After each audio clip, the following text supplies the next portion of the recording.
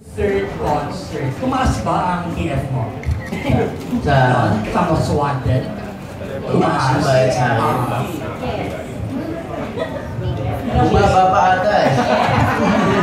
Hindi ba rin sa mga si Jinky? Hindi ko. Ngayong percent? Ano, 100? 100%. Sino magsalita?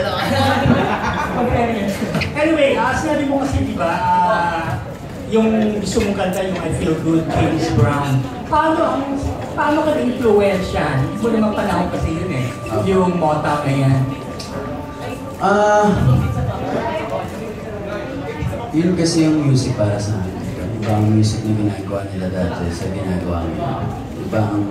Iba rin ang dahilan nila ng paggawa ng music dati sa dahilan ngayon. Diba? Dahilan yung iba gumawa ng music ngayon para magpakitlakan sa magpayaran. Diba?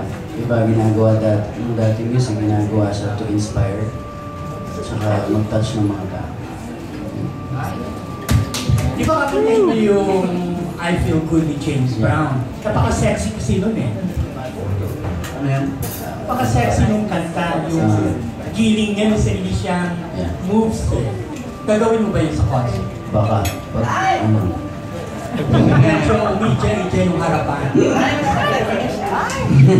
Okay na ako. Depende sir, tignan na natin. Basta, kung maramdaman natin kung crowd excited, lahat, ano. Sa tip.